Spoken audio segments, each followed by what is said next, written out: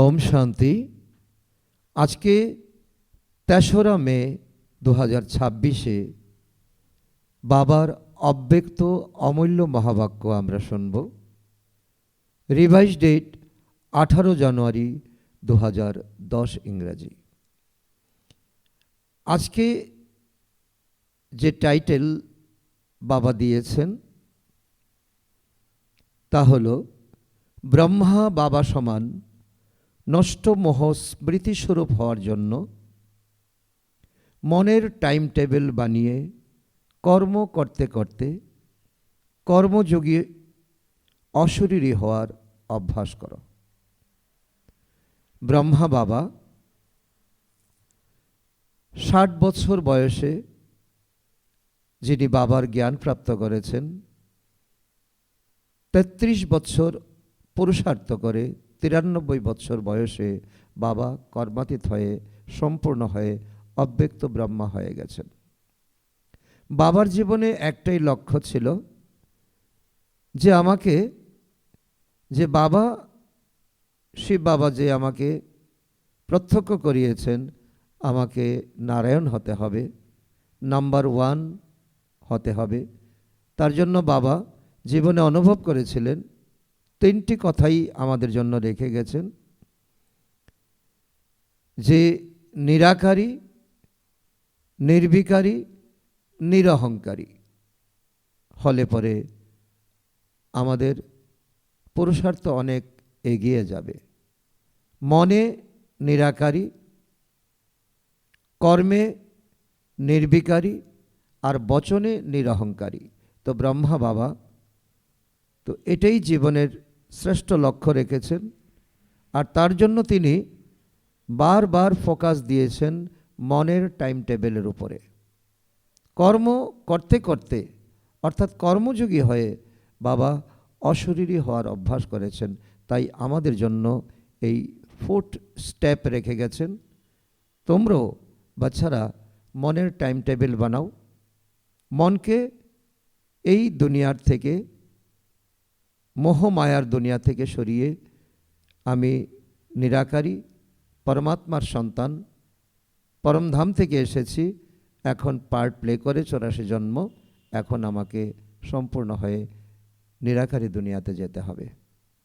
তো এই লক্ষ্য আমাদের জন্য দিয়েছেন।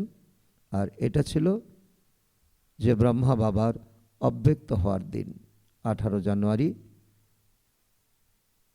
2010 ইংরাজের মুরলী। তো আজকে বাবা বলছেন, আজ চতুর্দিকে বাচ্চাদের মধ্যে বিশেষ স্নেহ সমাহিত হয়ে আছে। আজকের দিনকে বলাই হয় স্মৃতি দিবস। অমৃতবেলা থেকে বাপদাদা দেখেছেন, দেশ হোক বা বিদেশ, সব বাচ্চার হৃদয়ে বাবার স্নেহের ছবি দৃশ্যমান। সারা বিশ্বের লোক যারা ব্রহ্মা বাবার সমান হতে চায়, তাদের মনে আজকে অনেক রোমাঞ্চ, মনের মধ্যে অনেক রকমের স্নেহ, যে আমাকে ব্রহ্মা বাবার সমান হতে হবে। আর বাবার হৃদয়েও প্রত্যেক বাচ্চার স্নেহের ছবি সমাহিত হয়ে আছে। যেমন বাচ্চার মনে, তেমন বাবার মনে। আজকের দিনকে বিশেষ করে স্নেহের স্মৃতির দিবস বলে থাকো তোমরা। অর্থাৎ এই দিনটাই হলো ব্রাহ্মণ জীবনের এক বিশেষ দিন। এই দিনটাকেই যদি আমরা ফলো করি, তাহলে 4 স্টেপ মিলিয়ে আমরা অশরীরী হয়ে কর্মাতীত হয়ে আমরা অন্তত ঘরে যেতে পারবো। এই জন্য বাবা বলছেন, বাপদাদা অমৃতবেলার আগে থেকেই বাচ্চাদের তরফে অনেক স্নেহের মতির মালা দেখেছেন। স্নেহের মতির মালা বাবা পরিলক্ষিত করেছেন। প্রত্যেক বাচ্চার হৃদয়ে অটোমেটিক্যালি এই গীত বাজছে, আমার বাবা ব্রহ্মা বাবা মিষ্টি বাবা, আমার বাবা ব্রহ্মা বাবা মিষ্টি বাবা। তার থেকে দুনিয়ার আর স্নেহের সম্বন্ধ কিছুই হতে পারে না।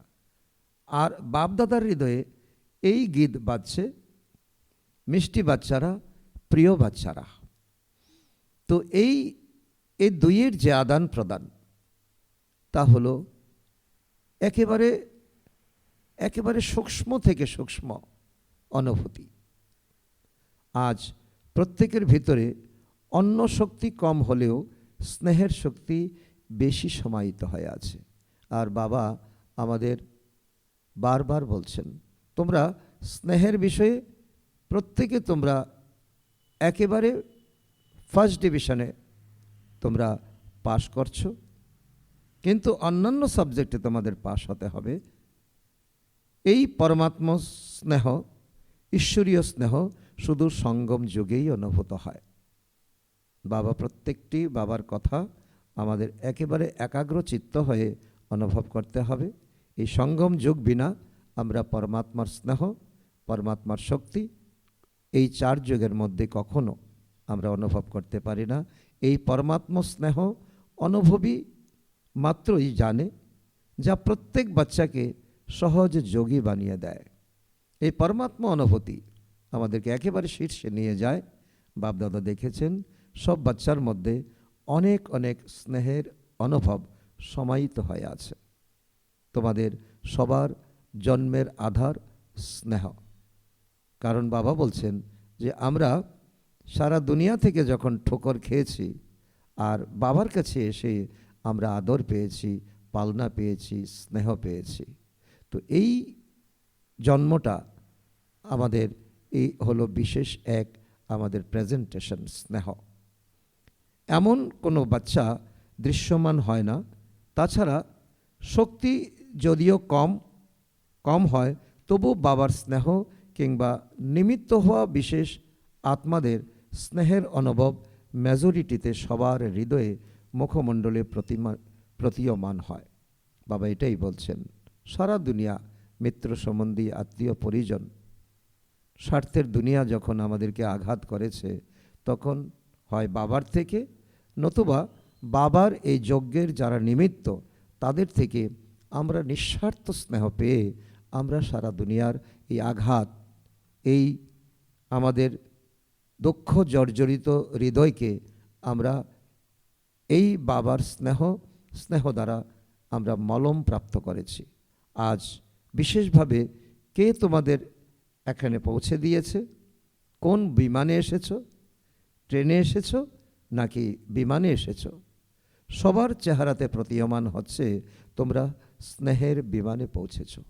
কারণ মধুবন সবসময় আমাদেরকে আকর্ষণ করে। সারা তীর্থের শ্রেষ্ঠ তীর্থ হলো মধুবন।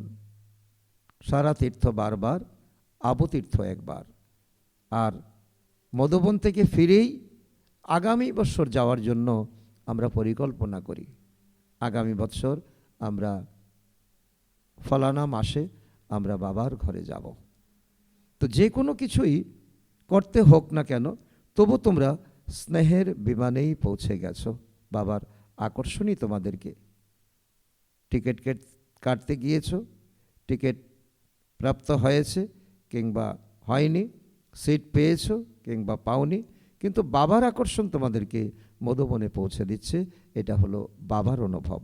আজকের দিনকে তাজপোশির অর্থাৎ রাজ্যাভিষেক দিনও বলা হয়। কেননা আজকের দিনে বাপদাদা, বিশেষভাবে ব্রহ্মা বাবা নিমিত্ত হওয়া মহাবীর বাচ্চাদের বিশ্বের সেবার মুকুট পরিয়েছেন। ব্রহ্মা বাবা বিশেষভাবে শক্তি ট্রান্সফার করেছেন দাদিকে, অর্থাৎ বড় দাদিকে, প্রকাশমণি দাদিকে হাতে হাত রেখে বাবার সম্পূর্ণ তপস্যার যে শক্তি বাবা ট্রান্সফার করে দিয়েছেন প্রকাশমণি দাদি, অর্থাৎ প্রকাশমণি দাদি অর্থাৎ এই যজ্ঞের প্রতিনিধি, কর্ণধার, সেনাপ্রধান। এবং প্রকাশমণি দাদি আমাদেরকে এই দায়িত্ব দিয়েছেন যে তোমরাও আমার সাথে সাথী হও, তোমরাও বিশ্ব কল্যাণ করার জন্য নিমিত্ত হও। কারণ এটা একার কাজ নয়। আজকের দিনকে স্মৃতি দিবস বলা হয়ে থাকে, কিন্তু স্মৃতি দিবসের সাথে সাথে সমর্থী দিবসও বলা হয়। কারণ বাবার শক্তি আছে, আর বাবার প্রেরণা আছে, তবেই তো আমরা পুরুষার্থ করছি। আজকের দিনকে রাজ্যাভিষেক অর্থাৎ তাজপোশির রাজমুকুট পরানোর দিনও বলা হয়, কেননা আজকের দিনে বাপদাদা বিশেষভাবে ব্রহ্মা বাবা নিমিত্ত হওয়া মহাবীর বাচ্চাদের বিশেষ সেবার মুকুট পরিয়েছেন। ব্রহ্মা বাবা বাবা ব্রহ্মা বাবা নিজে আননোন হয়েছেন আর বাচ্চাদেরকে বিশ্ব সেবার স্মৃতির তিলক দিয়েছেন। কারণ বাপদাদা যখন ব্রহ্মা বাবা অব্যক্ত হয়েছেন, তো শিব বাবা তো অদৃশ্যই। তো দোনো বাবা যখন যখন অব্যক্ত বাপদাদা যখন আমাদের আমাদের এই অভিনয় মঞ্চ থেকে উপরে উঠে গেছেন আর আমাদেরকে ফ্রন্টে, আমাদেরকে সামনে এগিয়ে দিয়েছেন, আমাদের মাথায় বিশ্ব সেবার স্মৃতির তিলক দিয়েছেন, বাচ্চাদের করণহার বানিয়েছেন আর স্বয়ং করাবনহার হয়েছেন। বাচ্চাদেরকে বলছেন তোমরা করো আর আমি আছি, আমি তোমাদেরকে দিয়ে করাচ্ছি। নিজ সমান ফরিস্তারূপের বরদান দিয়ে লাইটের মুকুট পরিয়েছেন এবং বাপদাদা যে মুকুটও তিলকের বরদান দিয়েছেন সেই অনুসারে বাচ্চাদের কর্তব্য দেখে তিনি খুশি হয়েছেন। কারণ 1969-এর পরে বাবা আমাদেরকে যে দায়িত্ব দিয়েছেন, যে ফরিস্তার লাইটের যে মুকুট পরিয়েছেন আর রাজতিলক যে আমাদেরকে দিয়েছেন, তোমরা মায়াজিত হয়ে তোমরা বিশ্বের মালিক হবে, তো সেই বরদান বাবা দিয়েছেন। আর সেই বরদান প্রাপ্ত করে আমরা যে এই বিশ্ব কল্যাণকারী কার্যে যে আমরা নিমিত্ত হয়েছি তা দেখে বাপদাদা খুবই খুশি। বাচ্চারা সেবার বরদান কার্যে পরিণত করেছে, এটা দেখে বাপদাদা খুশি। এখনো পর্যন্ত তোমরা যে পার্ট প্লে করেছ তা পরে ভবিষ্যতেও প্লে করতে হবে। ব্রহ্মা বাবা বিশেষভাবে তার পদম গুণ অভিনন্দন জানাচ্ছেন, বিশেষ করে ব্রহ্মা বাবা। কারণ ব্রহ্মা বাবা দেখতে পাচ্ছেন যে ব্রহ্মা বাবা যে কদম রেখেছেন সেই কদমে আমরা তো স্টেপ রেখে আমরা এগিয়ে যাচ্ছি। তো এটা ব্রহ্মা বাবার অনেক বড় গর্ব। কারণ এই অলৌকিক বাবার গর্ব যে আমরা বাচ্চারা ব্রহ্মা বাবারকে ফলো করে আমরা এগিয়ে যাচ্ছি। অভিনন্দন জানাচ্ছেন, বাহ বাচ্চারা বাহ। তিনি বিদেশেও চক্র ভ্রমণ করেছেন, তো কি দেখেছেন? সব বাচ্চা স্নেহে সমাহিত হয়ে আছে। যে শক্তি বাপদাদা দ্বারা প্রাপ্ত হয়েছে এই স্নেহে সমাহিত হয়ে আছে। কারণ শক্তি দিয়েছেন বাবা আর বাচ্চারা পেয়েছে, বরদান পেয়েছে। আর এই ফরিস্তা লাইটের মুকুট পড়েছে, কেননা এই দিন বিশেষ স্নেহে সমর্থীদের বরদান প্রাপ্ত করার দিন। যারা বরদান পায়নি তাদেরও এই দিনটা হলো লাকি দিন। বাপদাদা দেখেছেন কোনো বাচ্চা খুব নিষ্ঠার সাথে স্মরণে সেবাতে নিয়োজিত রয়েছে, অমৃতবেলা খুব ভালোভাবে অনুভব করে, অশরীরী হওয়ারও অনুভব করে। কিন্তু যখন কর্মযোগী হওয়ার সময় আসে তখন যোগী হওয়ার আর কর্ম করার এই দুটো কাজ একত্র করার ক্ষেত্রে পার্থক্য হয়ে যায়। বাবা বলছেন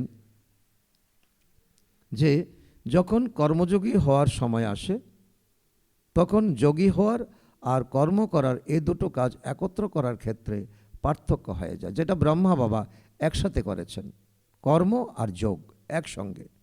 আর বাবা দেখছেন যে বাচ্চারা ব্রহ্মা বাবাকে ফলো করলেও যখন কর্মে এসে যায় তখন খুব বেশি টকি হয়ে যায়, খুব বেশি কথা বলতে থাকে, তখন যোগ ছিন্ন হয়ে যায়। কর্ম আর যোগের যাতে ব্যালেন্স থাকে তার পুরুষার্থ করে, তারা পুরুষার্থ করে। তো বাবা বলছেন এটা তো তোমাদের ন্যাচারাল হওয়া চাই, কারণ বাবা দেখিয়ে গেছেন। কিন্তু অমৃতবেলায় শক্তিশালী অবস্থার অনুভব করা সত্ত্বেও তাদের কর্মে প্রভেদ হয়ে যায়। কর্মে এসে তারা কর্ম করতেই থাকে, যোগকে ভুলে যায়। পরিশ্রম করতে হয়। এবং বাপ দাদা সব বাচ্চাকে বলে দিয়েছেন যে বিশ্বের বিনাশ আচম্বিতে হওয়ার আছে, অকস্মাৎ হবে, বলে হবে না। সারাদিন অ্যাটেনশন না দেওয়ার কারণে কোনো ধারণার কমতির ফলে কর্মযোগী হওয়ার স্টেজে পার্থক্য এসে যায়। কারণ যে কোনো সময় কর্ম তো করছি, হঠাৎ দেখা গেল কোনো একটা বিপর্যয় হয়ে গেল, তখন আমাদের যেমন মতি হবে তেমন গতি হবে। আর তখন যদি পার্থক্য হয়ে যায়, তো বাপদাদা বিনাশের ডেট তো অ্যানাউন্স করবেন না। তোমাদের নিজেদের জীবনকাল কবে সমাপ্ত হবে সেটা জানা আছে তোমাদের? বাবা বাচ্চাদের প্রশ্ন করছেন, কারো জানা আছে কি যে আমার মৃত্যু অমুক ডেটে হবে? আছে জানা? যদি জানা থাকে তাহলে হাত ওঠাও। হঠাৎ হঠাৎ যে কোনো দিন যা কিছু হতে পারে। প্রকৃতির কোনো কারণে যখন কোনো কিছু হয় তখন কতজনের মৃত্যু একসাথে হয়ে যায়। হঠাৎ কোথাও ভূমিকম্প হয়ে গেল, দেখা গেল সেখানে শয়ে শয়ে হাজার মানুষ তো একসঙ্গে মাটি চাপা পড়ে গেল। সুতরাং বিশ্বের ডেটের সংকল্প দ্বারা অসতর্ক হওয়া উচিত নয়। বাবা বলছেন যে এই ডেট কনসাস, অর্থাৎ যেমন মাম্মা বলেছেন হর ঘড়ি অন্তিম ঘড়ি, যে কোনো সময় আমাদের শেষ দিন হতে পারে। সুতরাং এই ডেট সম্পর্কে আমাদের অসতর্ক হওয়া উচিত নয়। তোমাদের জগদম্বার স্লোগান ছিল না, কখনো কখনো তো বলো না, তো কাল যা কিছু হয়ে যাক কিন্তু আমাকে অ্যাবারিডি থাকতেই হবে। তো এতটা প্রস্তুতি বাবা চাইছেন যে এতটা কনসাস, এতটা প্রস্তুতি আমাদের সবার থাকা চাই। সবার অ্যাটেনশন আছে কি? নিজের কর্মের হিসাব চুকিয়ে দিয়েছ? 4 সাবজেক্ট অর্থাৎ জ্ঞান, যোগ, সেবা আর ধারণা, 4 উপায়ে 4টাতেই এমন প্রস্তুতি আছে। বাবা যেমন পড়াচ্ছেন তেমন বাবা আমাদের কাছে উত্তরও চাইছেন। অসীম জগতের সম্পূর্ণ বৈরাগ্যের অনুভব চেক করেছ? নিজের হৃদয়ে এটা চেক করেছ? অ্যাবারেডি হয়েছ কি না? নষ্টমোহ স্মৃতিস্বরূপ হয়েছ? কেননা ব্রহ্মা বাবাও পুরুষার্থ করে নিজেকে এমন বানিয়েছেন যা অনুভবী বাচ্চারা দেখেছে। অনুভবী বাচ্চারা দেখেছে তার হিসেব নিকেশের বাতাবরণ একেবারে ছিল না। কেননা অশরীরী হওয়ার বারংবারের অভ্যাস তাকে হঠাৎ অশরীরী করে তোলে। একদিন তিনি উড়ে চলে গেছেন, সেটা ছিল 18 জানুয়ারি তো 1969 ইংরাজি। কেউ কেউ বুঝতে পেরেছিল যে ব্রহ্মা বাবা চলে যাচ্ছেন? ব্রহ্মা বাবার থেকে তো লাস্ট আশীর্বচন আমরা শুনে নেই, লাস্ট সাক্ষাৎকার করে নেই। তিনি নষ্টমোহ বাচ্চাদের হাত থাকা অবস্থায় কোথাও কোনো আকর্ষণ ছিল? এটাই ব্রহ্মা বাবার জীবনে তো যারা অনুভবী তারা লক্ষ্য করেছেন যে কারোর সঙ্গে তিনি খুব বেশি সম্পর্ক করেননি, খুব বেশি বিয়োগও নয়, নেয়ারা পেয়ারা থেকেছেন, ফরিস্তা হয়ে গেছেন। বাচ্চাদের ফরিস্তা হওয়ার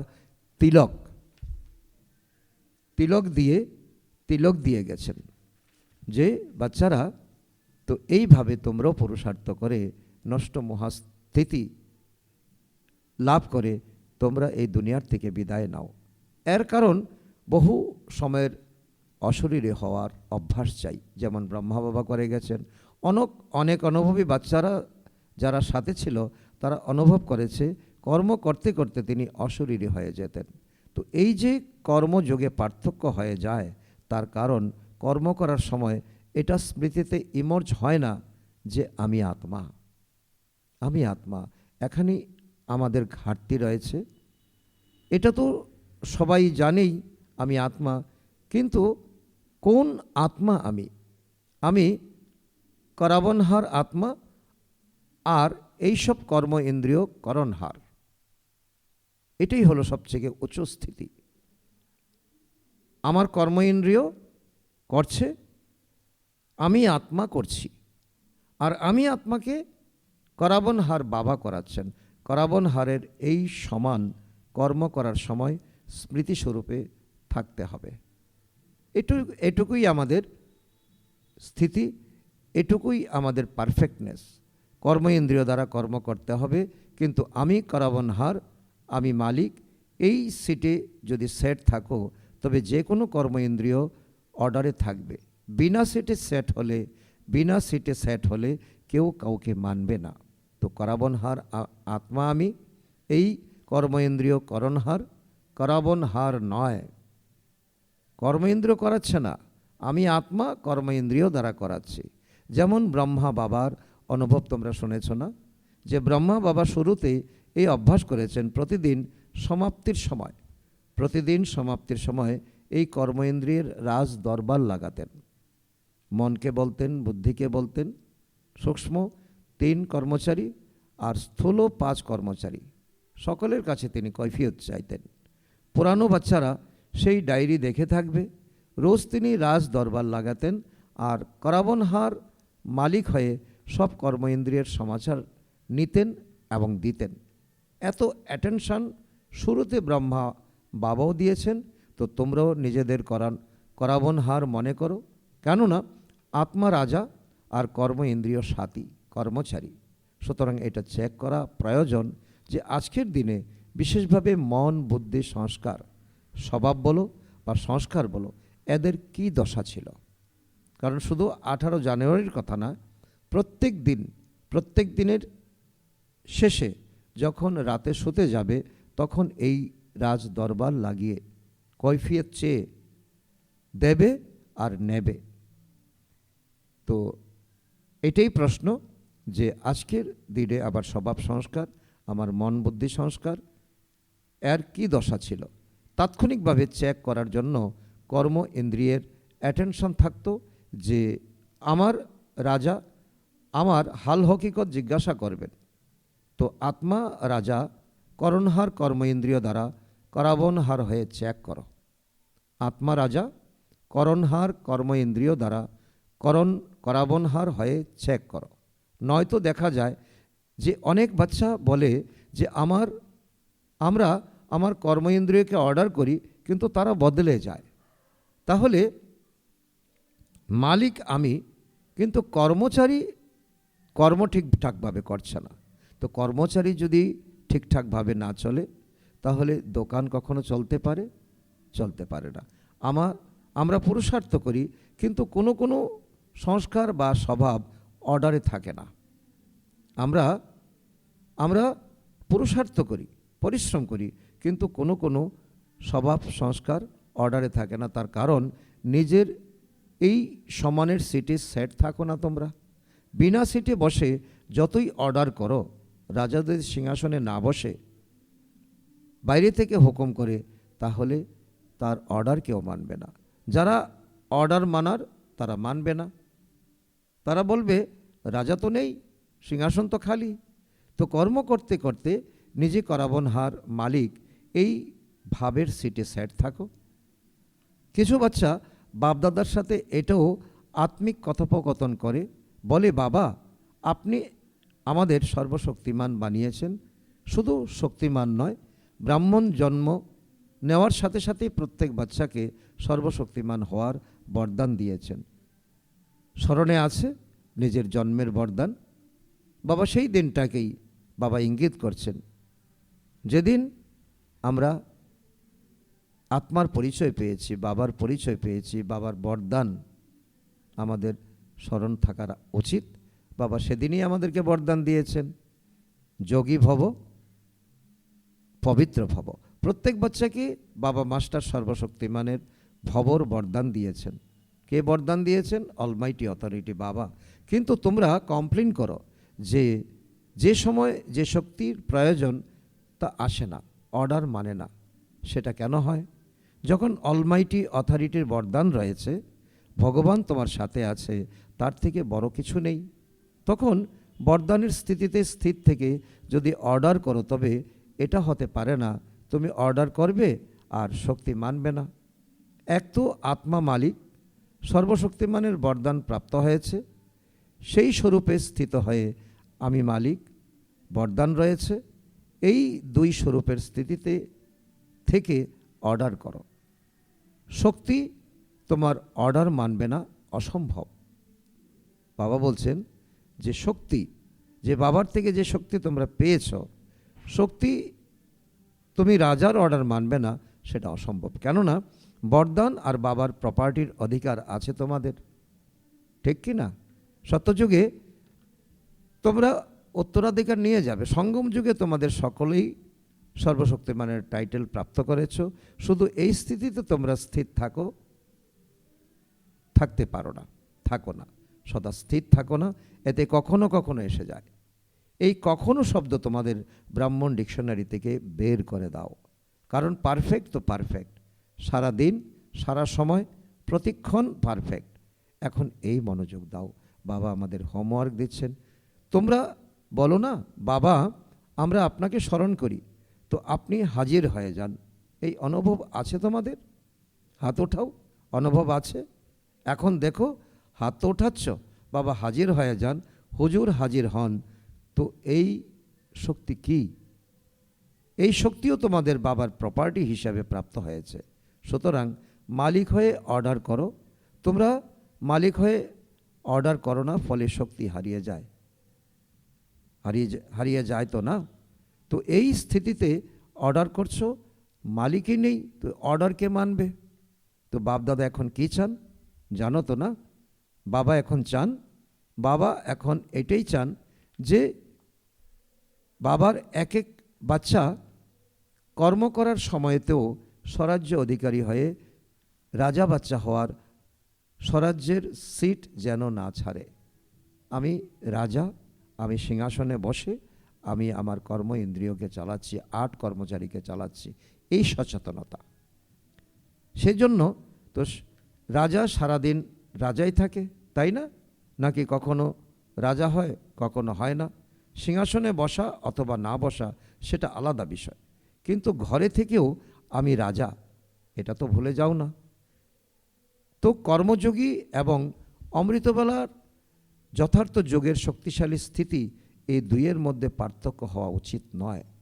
কারণ অমৃতবেলায় শক্তি নিলে আর সারাদিন কর্মের মধ্যে তা প্রয়োগ করলে তো পার্থক্য কেন হবে? ডবল কাজ। কিন্তু তোমরা কে?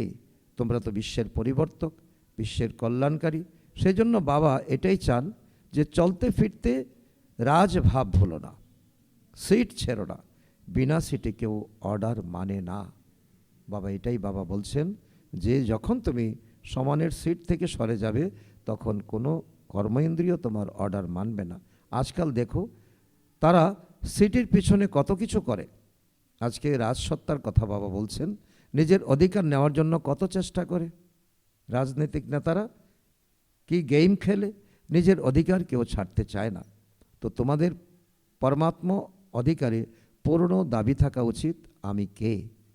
সবসময় যে কাজ করছো, তো সেটা করতে করতে নিজের মনের টাইম টেবিল বানিয়ে রাখো। টাইম টেবিল বানাও। ঘড়ি কে বানিয়েছে? কোনো আত্মাই তো বানিয়েছে তার শরীর দ্বারা।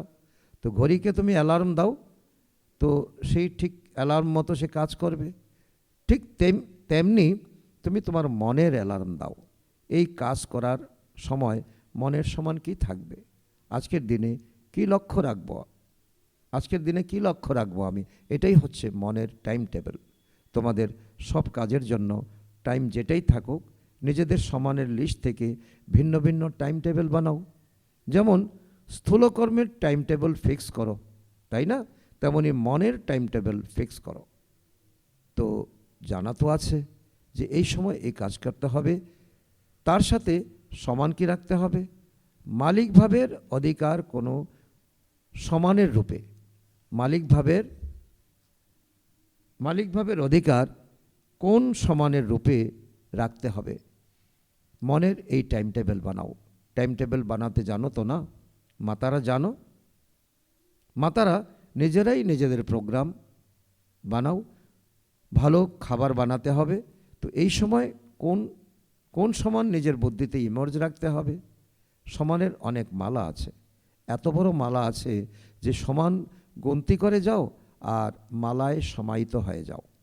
তো এখন বহুকালের অনেক বাচ্চাও বলে এখন পর্যন্ত তো বিনাশের কিছুই দেখা যাচ্ছে না, এখন তো ডেট ফিক্স হয়নি, তো করে নেব, হয়ে যাবে। তো এটা অসাবধানতা। বার্তা দেওয়াতেও তোমরা বিশ্ব কল্যাণকারী, তো কিছু বাচ্চা মনে করে তো এখন সময় বাকি আছে, পরে ভবিষ্যতে বার্তা দিয়ে দেব, কিন্তু না। যাদেরকে পরে বার্তা দেবে তারা তোমাদের অভিযোগ করবে। কি অভিযোগ করবে জানো তো না? তোমরা আগে কেন আমাদের বলনি? তাহলে তো আমরা কিছু করে নিতাম, এখন লাস্টে তোমরা বলছো। তোমরা তো শুধু তাকে চিনে, ওহো প্রভু তোমার লীলা অপরাম অপার, এটাই বলতে পারবো, তো পদ তো পাবো না। কেন?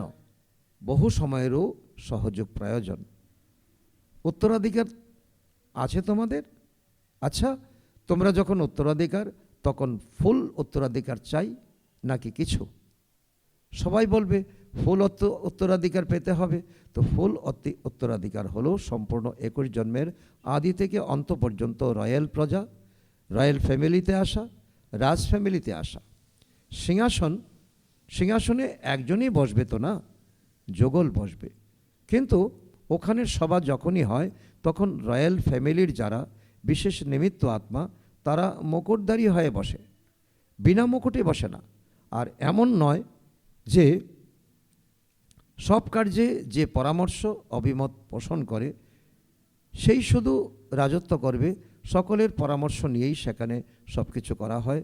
সেজন্য সম্পূর্ণ উত্তরাধিকার নিতে চাইলে তো প্রথম জন্ম থেকে অন্তজন্ম পুরো 21 জন্ম অর্ধেকও নয়, তোমরা মাঝ পথে তো যাচ্ছ না, ওখানে অকাল মৃত্যু তো হওয়ার নেই।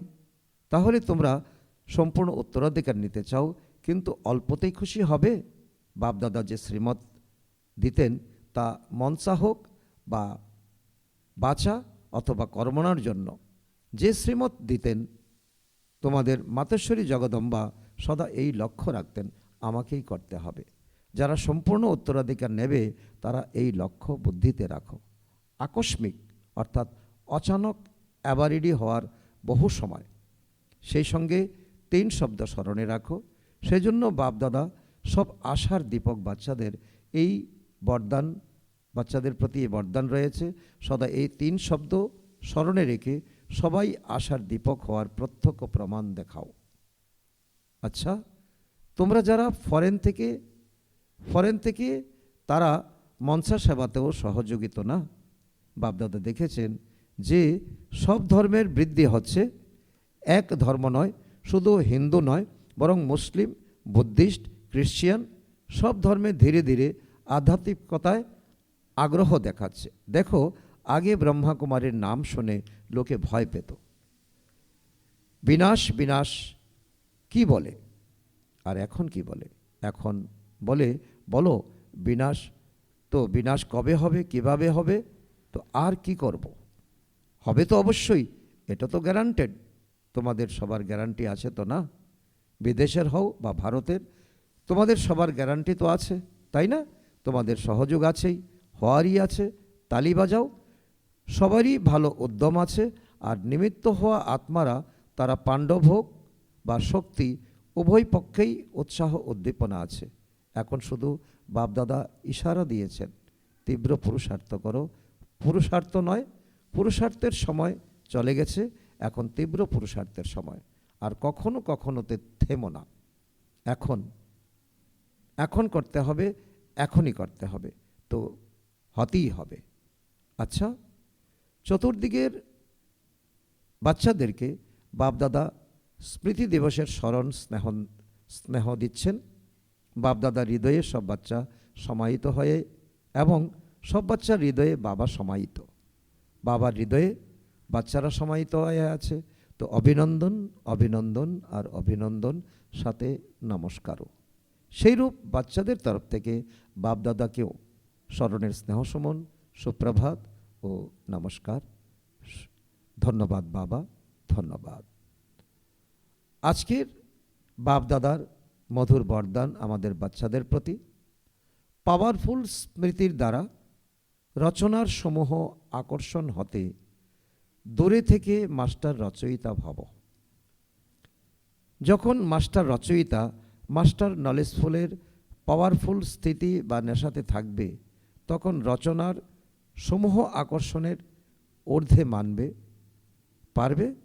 কেননা এখন রচনা আরও ছল কলা, ভিন্ন ভিন্ন রূপ রচনা করবে। সেজন্য শৈশব ভুলে, দীর্ঘসূত্রতা ভুলে, আলস্য ভুলে, বেপরোয়া ভাব ভুলে, যা কিছু আছে সেসব ভুলে নিজের পাওয়ারফুল শক্তিস্বরূপ, শস্ত্রধারী স্বরূপ, সদা জাগ্রত জ্যোতি স্বরূপ প্রত্যক্ষ করো, তবে বলা হবে মাস্টার রচয়িতা। আজকের স্লোগান, মনের স্থিতিতে এমন হার্ড হও যাতে কোনো পরিস্থিতি গলিয়ে দিতে না পারে।